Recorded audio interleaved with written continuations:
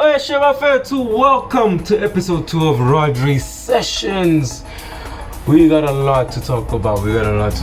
Champions League night, that's for one. Manchester United, that's two. We got Simone Umba. That one has been going on for days. I've been monitoring that for a whole week. And there's more to it. And this 2-minute little guy called Malfroy, who happens to just disrespect us as South Africans, especially Zulu people. Because manje, yeah, uzoshawa. If you ever get him to abantu bazomqeda. So there's a lot been happening around the world, a lot been happening around South Africa, and it's not really easy. It's not really easy just to ignore those pinpoint news, that headline that keeps on coming out every single day. It's really hard to ignore that. Really it is. Sometimes I can be on a headline and you just happen to just stay glued onto the title, and then you just read the story of what did I do, what happened, or how did this happen, when did it happen, or etc. That type of vibe. So let's get into it. Criticism time. Judgment. Here we go. We're gonna start off with Simone Umba and Malfroy. I don't know if I'm saying his name right. Please correct me if I'm wrong. This guy and the lady there, they both have made mistakes. Yeah, they both had made mistakes. About the first video, we'll understand that, maybe it's a mistake, wara, you get what I'm saying, the whole Tyler story. And she said Tila, but she literally pronounced it wrong instead of Tyler. The same thing with Tiger. Imagine if we say Tiger, like Ty, we'd say Tika from Winnie the Pooh. You get what I'm saying? That kind of vibe will just piss them off, that type of thing. So Mina, on my side, I'm like, okay, Tiger and colored, okay, that's where we all are. So when she offended colored people, that ladies and gentlemen, that was death. That was death. If you offend my fellow South Africans, we're gonna come after you. We are together. That's so. We may be fighting like this, but we're gonna fuck you up on the internet. That's how it goes. That's how it's supposed to be, because we are together as a country 100% of the time. So moving on to Malfroy, 2-minute noodles. Malfroy 2-minute noodles, or should I call him Maggie? It's up to you. Calling us Zulu hoes, my hair, our hair, woman, his hair, like, yeah, don't worry, you have Mr. Miyagi. Mr. Miyagi is there for you. Mr. Miyagi will be like, Malfroy-san, your hair, fix up your hair. Yeah. And it's funny how you're disrespecting me as a Zulu man. Yes, abantu bazokushaya. And ngiyaxwayisa manje ukuthi and I'm gonna translate this, don't worry. Ungalinge usijwayele. Ungalingi usidelela. Ngoba manje uma usidelela nje wenza udoti, wenza izinto nje ingahlangani njengabantu. Mawuthi ufika la eSouth Africa, wena ke uzoshaya. Iqiniso. Yazi kahle. So, and that is a fact of life. I'm not telling a lie. And here's what's annoying me within those two. Those two annoy me really. They do. They weren't supposed to drag it long. They weren't supposed to drag, keep the conversation going about colors, about Zulu people, about hair. Hell, there was even one guy, I cannot remember who it was. It was on a podcast. He said he's gonna take him to the motherland and show him that, they stay in forest and jungle and whatever, in the jungle or whatever. And I'm like, we got offended. We were attacking as Africans, but he apologized after the week later. excuse me, and then we forgave him because we understand that we like, as long as an apology is there, you're all good. Now these two infected are not even apologizing. One, they keep on dragging. Two, they keep on saying things that literally pisses a lot of people off because once they come to SA, they are fucked. They are fucked, and that's a fact of life. Like, I'll just show the videos along the way, man. Like, you'll see the videos, like 2-second clips. There they are. I am loving how Tila is having a moment right now of her song Water. This song came out earlier this year and is blowing up on TikTok. She's a South African artist and she is only 21 years old. She signed to Epic Records. I'm so happy she's having this moment right now because listen, Black R&B girls, it is hard to get the eyes on them and she has all eyes on her and I am so happy. Y'all really would save yourself so much time if you checked yourself before you post it in the comment. I was gonna say something else, but I say, you know what? This is a miseducation. This is a country like barrier difference. Baby, colored is what they call the black people before we got rights in this country. Tyla is multiracial. That is what she is in American terms. You saying she's colored, not black, baby. That's why everybody's eating you up right now. Please research before you comment, guys. I'm about to do like a whole face routine. That's why I got my towel wrapped around me. But oh my God, please do your research, please.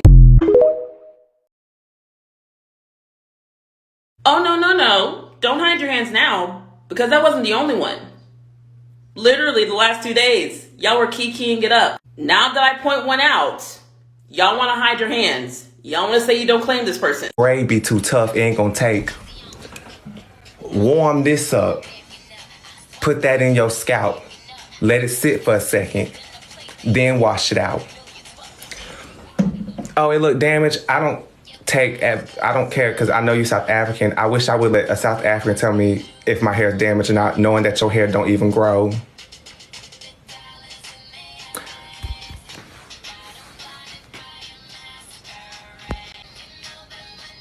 But that's the thing, y'all talking about processed bleach. But y'all hair can't even take bleach. You Zulu hoes. Y'all shit brittle without any product. Like I said, let's do a competition. Let's see who hair can get down to here by December. Because once again, I said my hair grow not because I'm mixed. My hair grow because I'm Black American mixed. I'm not Doja Cat South African mixed. That's a bald-headed hoe. Because she's half South African. Let me show y'all what y'all people look like. This what y'all people look like. See how she bald-headed? It's not by choice. She bald-headed because it don't grow. She got that Zulu bloodline. It make her shit not grow. And see how her features look? Oh, girl. Features don't even set right.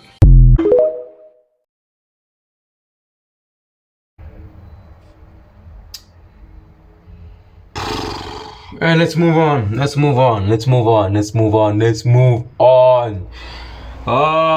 South Africa.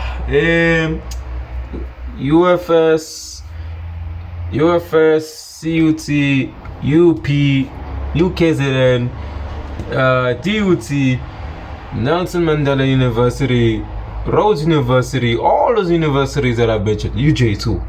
Like, they're being taken over by the EFF. Hands down, EFFSC. So what happened was, like, everyone got sick of ANC and they decided to vote for EFF. And EFF are favorites for next year's elections. I don't know where I'm gonna vote. I don't know how I'm gonna vote. Which party should I elect in parliament for seats, for democracy, for the right things? As EFF's motto, I think currently 2024 is our 1994. So therefore, making it their year. Therefore, making it their time to conquer, their time to take over, their time to put everything back in place. but we're not sure because the critical analysis tells me, no man, let's just watch on what will they do. Will the promises be kept or will there be fake promises? You get what I'm saying? And here's a fact of life that I share with a lot of people, and I follow this myself. Don't make promises you can't keep. Don't. Because you're gonna hurt a lot of people if you don't keep those promises. That's why I don't make promises much. That's why a lot of people don't make promises much. So we there. So if there was a drama at UP or University of Pretoria, whereas EFF happened to like go through much, they went through hell because of the system around the candidate system, and I don't have the full story. Just type it in chat. I don't have the full story. We have a lot of that going on and so forth. So around that has been like so hard to like predict and hard to endure, adjust to hear. You understand, like that type of news is literally a bad, like, I don't know how to explain it exactly, but it's more dreadful than usual because they've been kicked out. Like they just lost, they won an election, then they got disqualified for some reason, I don't know. And the committee up there, that they won fair and square, but the committee said no, they're disqualified because they broke the rules of the rules of the elections and etc. So that happened there, and then more offenses came, with people offending them and whatever, like racism is becoming bad lately. And I say, fight. My bro, I've colored friends, I've white friends, I have everyone. Let's not break everyone up. Let's just try and control the system. Cheat the system. You get what I'm saying? You win, and you win. You get what I'm saying? Because like we are going for win. Everyone's together, everyone has the same goal, and everyone's not fighting without using racial slurs. And it's very serious. It's very serious with that racial slur, and it's a bit offensive, but at the same time, it's not as if it's supposed to be. You get what I'm saying? So you got that. Slurs and all that. Although it sounds score 1 in one university, which people are happy. But some people are happy. But compared to the EFF, they're dominating, and I see them winning in 2024 and stuff. So that's the first and second part. Right. We move to a lot of things going on with football. Hey, Osimhen, first and foremost, he was wronged because he missed a penalty. You just happened to post him in a racial slur, and I saw the video. I saw the unto. I saw the video. I heard the sound from the video, and it was bad. It puts him in a bad reputation. Now he doesn't have a good relationship with the club and some players. You get what I'm saying? And it's bad for them. They took another joke instead of apologizing. What the fuck was that? Why the fuck would you do that to an African who's obviously one of the best African players in the world, and you're doing this to your own player? The guy will want to leave your club immediately. Dumbasses. Because how can you offend a player who has been working very hard last season, who got you this title, the Scudetto, and then you expect him to like perform duties after Ninage? You post him in a racial slur. That's wrong, man.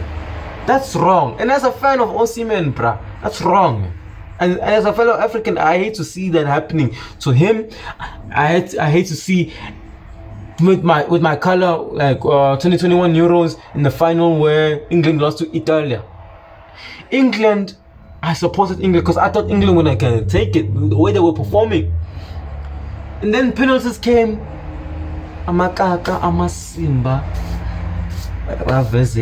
penalty.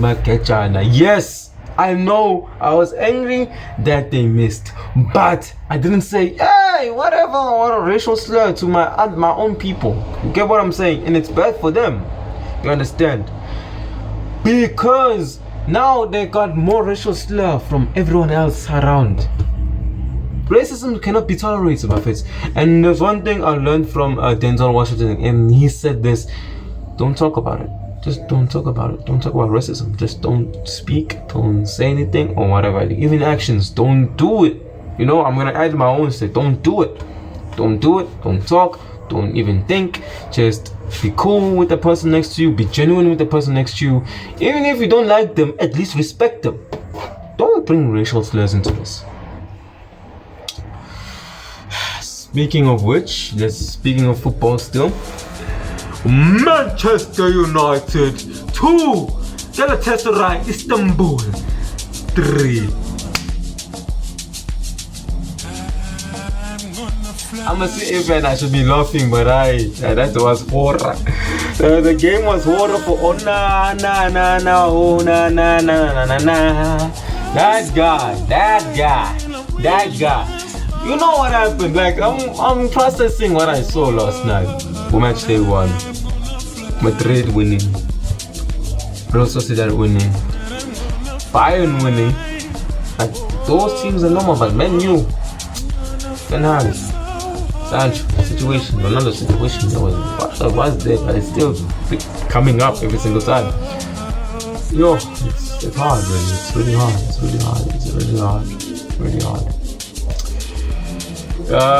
They don't know how to play, they don't know how to press. Casemiro was sent off. Mario Icardi was in an onside position. He killed Man U. Man U were dead. I mean, hell, like, how do you tackle like that? Like, they could have gotten a second red in the game. You know, Man U, bruh, they don't have character, they don't have confidence, they don't have credibility, they don't have responsibility for their actions. Instead of, like, they must fight for the ball, win the ball, play better. And I feel like Ten Hag is not the guy for the team. As a City fan, I'm a City fan, and I'm telling you guys this because I see that now it's getting depressing. My neighbors are being depressed. You get what I'm saying? And if this don't happen soon, if Man U don't fix their stuff soon, they're fucked. It's done. They're fucked. Ole Gunnar Solskjaer was the only coach for me, or manager for me, that I believe that could have done better with Man U. Despite his spell, there was a time where he took them to second place in the Premier League. And then because he bought Ronaldo, we'd be like, oh shit, they're dropping. I felt like that was a mistake first and foremost, because I thought like, oh shit, Ronaldo's coming back to Man U. Oh my god, he's gonna perform. Dololo. He did perform actually, but first half of the season, not so much. Losing to Man City, losing to Liverpool, they lost to Watford 4-1. That was death. That was death. And I expected more from these guys. More from these guys back then. Now, life. It was always City and Pool. City and Pool, Liverpool. Speaking of City and Liverpool, over the last weekend, Liverpool were robbed. Everyone who knows the story knows how I feel about it. I'll tell you how I feel, because you don't know how I feel. I feel the way you feel. Every Liverpool fan were pissed of what happened. And it's really funny. It's funny how, like, you make this new offside rule to say, Yazin, once the player is completely out of the line, then it's offside. Then, as long as if it's the arm or whatever, if it's the arm, if it's the head, or if it's the leg, it's not offside. Okay, you understand that? But the dumbassness afterwards, that killed Luis Diaz, that killed everyone, you know. Like, that rule was so annoying. I don't know if it's been implemented yet. Please correct me if that rule was implemented, or if that rule was literally off for quite some time. I'm thinking it's gonna be implemented maybe next season or next year, for all I know. But this offside rule will fuck everyone up, and that's the truth. That's the truth. It will fuck everyone up. Speaking of this officiating type of conversation, VAR got it wrong, and we were supposed to trust them. Like for the past few weeks, VAR and officials get it wrong. Like even last season title race, Arsenal and Brentford. I don't know if it's Brentford or Brighton. They got fucked. Arsenal lost. By far, they lost. And then they lost the league. This season, mistakes happen. Even City was one of them, was benefiting from the mistake as well, from that goal, which they did apologize and they saw that no, it was a mistake and whatever. As long as they admit it, that type of feeling in football. And I seen it in other games as well, in Bundesliga, La Liga. Also there were tons of mistakes happened last season. I saw it, tons of mistakes, and whoever was watching the full season will get what I mean. Then we move on to something called Kaizer Chiefs. Where do I begin there? The Chiefs, see, like 100%, like management, don't. Because how do you, and I'm still criticizing them till this day on this decision, how do you take out a man who literally who could have won you the league in one day? Because Sundowns won the league in 2020. I'm crushing shit. How do you do that?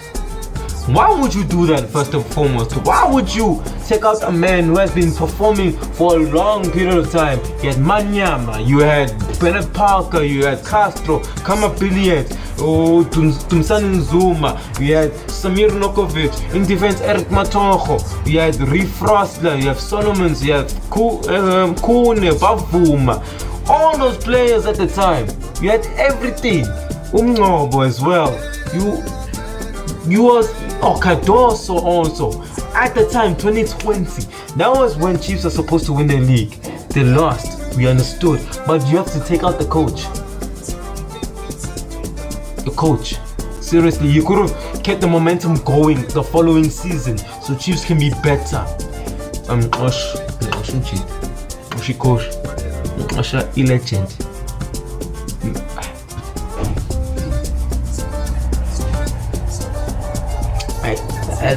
It saddens us as Chiefs fans, man. For real, it saddens us. Because ngeke mfethu ungalaleli indaba ya Chiefs, indaba ya management, indaba ya Piliati, indaba yalo Manyama. And Manyama is retired because of an injury that happened. Huge blow to his life, career, and so forth. Huge blow. And I hope he's good where he is, man. I hope he's good. I hope he's doing very well. I hope he's earning a certain amount of money to support family and whatever. I get it. I hope he's okay. Like, I really hope he's okay. For that person to retire because of injury, because it's hard.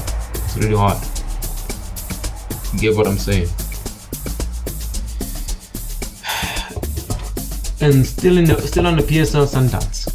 Maui officiating, bad officiating, and then there are certain games where the ball with goal line technology should have been in SA a long time ago, because we would know if the ball went over the line or not.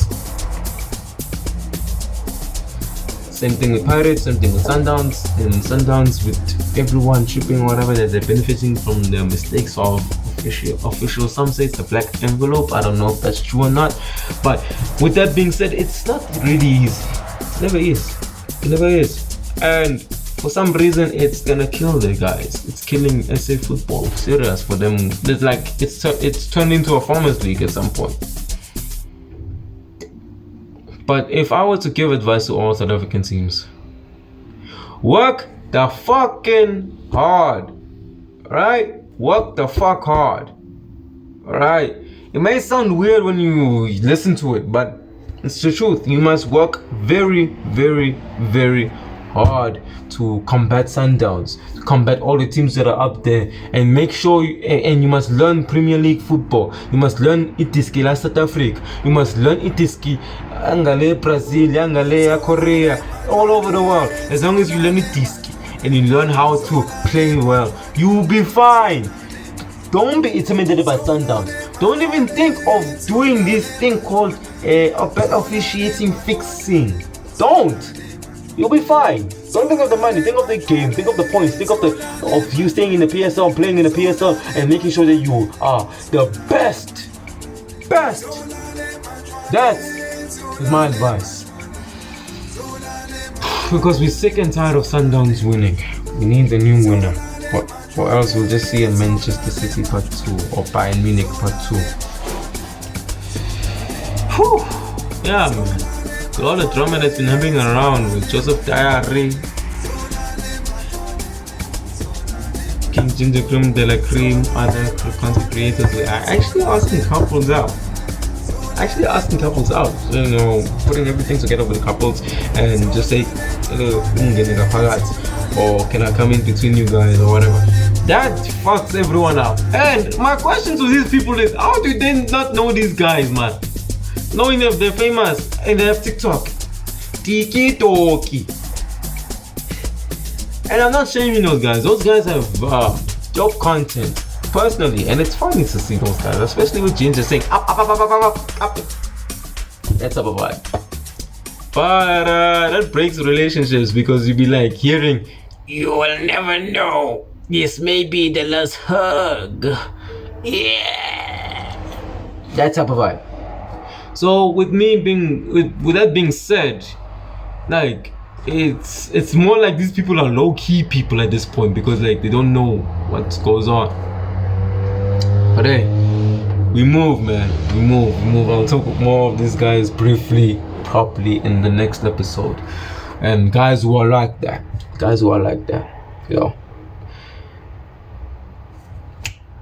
To move and to conclude, Oska Phapha, a Soulful remix coming in next week, today, 11th of October. I'm promoting it. Hope you can listen. Hope you can understand the sounds, the chronological sounds of nostalgia in your mind. Imagine a trip going to Jozi, from Maritzburg to Jozi, and then you just listen to that song. You'll be like, Oska Phapha, ewe na utlaga matali, tipiriri virekile, ewe na utlaga ufasa mwana. I was singing my high notes, but I'm not there because I'm tired. It's been a hot day. So 11th, it'll be out of all stores. You can pre-order it now. It's still there. And most importantly, EP's coming soon. There's an EP coming soon. There's a lot coming soon. There's projects coming soon. There's everything coming soon. There's more of me, more of my face, more content. My face too. LM_Rodry 17 is out of here. And remember this, life is a classroom filled with lessons, whereas God is the teacher and we are his students. Danko.